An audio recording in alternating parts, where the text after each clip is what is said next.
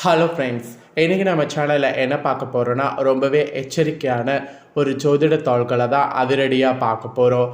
அதிரடியாக பார்க்குறதுக்கு முன்னாடி என்ன ஜோதிட தாள்கள் அப்படிங்கிறத ஷேர் பண்ணுறேன்.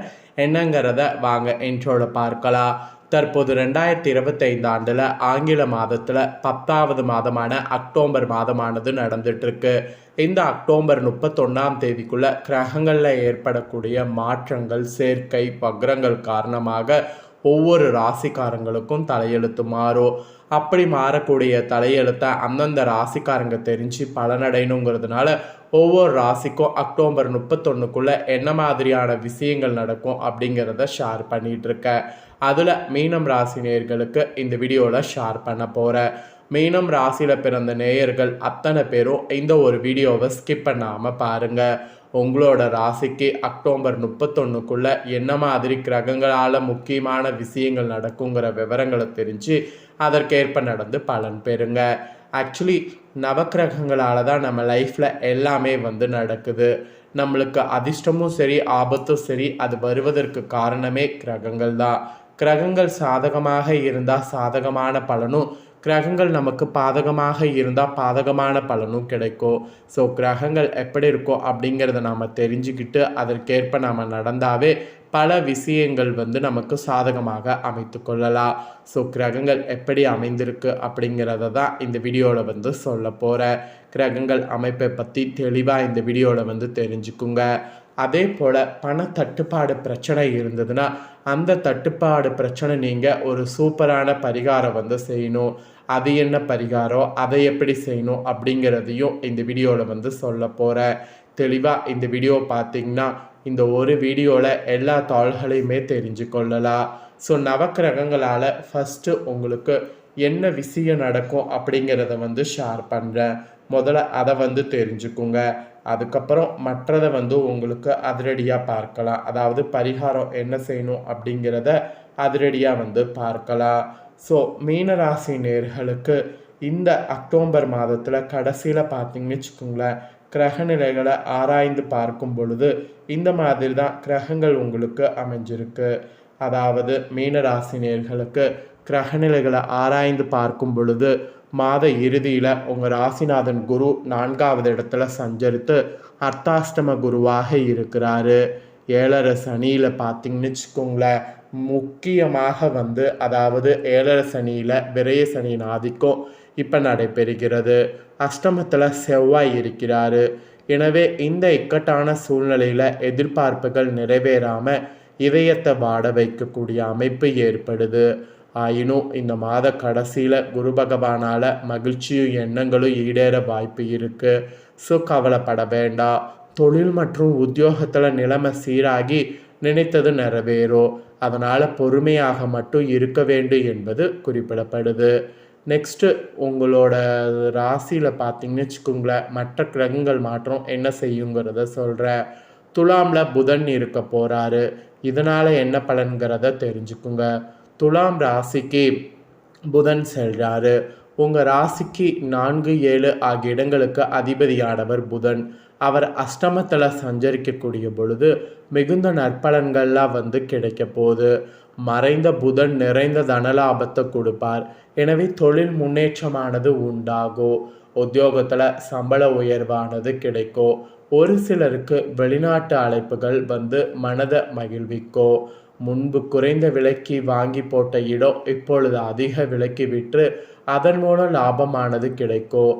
தாயின் உடல்நலம் சீராகும். திரும்பி சென்ற வரன்கள் மீண்டும் வரலாம். கல்யாண முயற்சி கைகூடும். துலாமில் புதன் வர்றதுனால இந்த மாதிரியான மாற்றங்கள் ஏற்படும். இதற்கேற்ப நடந்துக்குங்க. அப்புறம் கடகத்தில் குரு சஞ்சாரம். இதனால் என்ன பலன் கிடைக்குங்கிறத சொல்கிறேன், தெரிஞ்சுக்குங்க. கடக ராசிக்கு குரு அதிசாரமாக செல்கிறாரு. அங்கு செல்லக்கூடிய அவர் உச்சமும் பெறுறாரு. அவர் உங்கள் ராசிநாதன் மட்டுமல்ல, தொழில் ஸ்தானத்திற்கு அதிபதியானவர். எனவே அவர் உச்சம் பெறக்கூடிய இந்த நேரம் அற்புதமான நேரமாகும். எதில் ஈடுபட்டாலும் அதில் வெற்றி கிடைக்கும். எதிர்பார்ப்புகள் நிறைவேறும். வழக்குகள் சாதகமாக முடியும். வருமான உயர நண்பர்கள் வழிகாட்டுவாங்க. குருவின் பார்வை பலத்தால் உங்கள் ராசி புனிதம் அடைவதால் 7 சனியால் ஏற்படக்கூடிய சிரமங்கள் குறையோ, சிந்தனைகளில் வெற்றி பிறக்கோ, உத்தியோகத்தில் உயர் பதவிகள் கிடைத்து மகிழ்ச்சி காண்பீங்க. பொது வாழ்வில் இருப்பவர்களுக்கு அதிகார அந்தஸ்து கிடைக்கும். கல்யாணம் போன்ற சுப காரியங்கள் நடைபெறாமல் தாமதப்படுகின்றது என்று கவலைப்பட்டவர்களுக்கு இப்பொழுது நல்ல தோள்கள் வந்து சேரும். மங்கள ஓசை மனையில் கேட்கும். ஒட்டுமொத்தத்தில் தொட்ட காரியங்கள் எல்லாம் வெற்றி கிடைக்கக்கூடிய நேரம் என்று சொல்லலாம். அப்புறம் இந்த கிரக பயிற்சிகளை தொடர்ந்து சனி வக்ரம் மெயினாக இருக்குது. ஸோ கும்ப ராசியில் சஞ்சரிக்கக்கூடிய சனி இந்த மாதம் இறுதியில் வக்ர இயக்கத்தில் இருக்கிறாரு. இந்த வக்ரம் நன்மையும் தீமையும் கலந்தே நடைபெறும். உங்கள் ராசிக்கு சனி பகவான் லாபாதிபதியாகவோ விரையதிபதியாகவோ இருப்பதால் சிந்தித்து செயல்படுவது நல்லது. குடும்ப சுமை கூடும். கொடுக்கல் வாங்கல்கள் ஏமாற்றத்தை சந்திக்க நேரிடும். பயணங்கள் ஆதாயம் தருவதாக அமையாது. பல பணிகள் பாதியிலேயே நிற்கலாம். வெளிநாடு செல்லக்கூடிய முயற்சிகள் தாமதம் ஏற்படும். சனி பகவான் வழிபாடு நன்மை பயக்கும், அதை செய்யுங்க. ஸோ இந்த மாதிரி தாங்க உங்களுக்கு பலன்கள் கிடைக்கும் என்பது குறிப்பிடப்பட்டிருக்கு. ஆக்சுவலி பொதுவாக சொல்லணும்னா பொது வாழ்வில் உள்ளவர்களுக்கு இந்த மாதத்தின் இறுதி பகுதியில் மகிழ்ச்சியான தாள்கள் வந்து சேரும். வியாபாரம் மற்றும் தொழில் செய்பவர்களுக்கு லாபமும் விரயமும் சமமாகும். உத்தியோகத்தில் உள்ளவர்களுக்கு இடமாற்றம் வந்து உறுதிப்படும். கலைஞர்களுக்கு புதிய ஒப்பந்தங்கள் வந்து சேரும். மாணவ மாணவிகளுக்கு தேர்வில் வெற்றி கிடைக்கும். பெண்களுக்கு குடும்ப சுமையானது அதிகரிக்கும். எவ்வளவு வருமானம் வந்தாலும் சேமிக்க இயலாது. ஸோ இந்த மாதிரி தான் நாட்கள் இருக்க போகுது. ஸோ இதுதான் உங்களுக்கு சொல்லப்பட்ட பலன்கள். இதற்கேற்ப நடந்து பலன் பெறுங்க. இப்போ உங்களுக்கான பரிகாரம் வந்து சொல்ல போகிறேன். ஸோ இந்த பரிகாரம் ரொம்ப சிம்பிளான பரிகாரம். ஆனால் இதை செய்திங்கன்னா உங்கள் தலையெழுத்து நிச்சயமாக மாறும். பணப்பிரச்சனை தீர்க்கக்கூடிய இந்த பரிகாரத்தை எப்போ வேணாலும் செய்யலாம். ஆனால் இந்த தேதியில் வந்து செய்யணுங்கிறது குறிப்பிடப்படுது. இந்த டைமிங்கில் செய்யணுங்கிறது குறிப்பிடப்படுது. ஸோ அது எந்த டைமிங் அப்படிங்கிறத நான் உங்களுக்கு தெளிவாக ஷேர் பண்ணுறேன். தெளிவாக இந்த வீடியோவில் என்ன பரிகாரங்கிறத தெரிஞ்சுக்குங்க. இந்த பரிகாரத்தை தெரிஞ்சு இந்த பரிகாரத்தை நம்பிக்கையோடு பண்ணுங்கள். அப்போ தான் இந்த பரிகாரம் உங்களுக்கு பலிக்கும். இந்த பரிகாரம் செய்யறதுக்கு உங்களுக்கு 2 ரூபாய் நாணயமும் ஒரு கிராம்பும் தேவைப்படும். ஏன்னா இதை வைத்து தான் பரிகாரம் வந்து செய்ய போகிறீங்க. இந்த பரிகாரம் ரொம்ப சிம்பிளாக இருக்கும். ஆனால் இதை செய்தால் உடனே தீர்வு கிடைக்கும். இந்த பரிகாரத்தை 5:34 மணியிலிருந்து 6:28 மணி வரை செய்யணும்.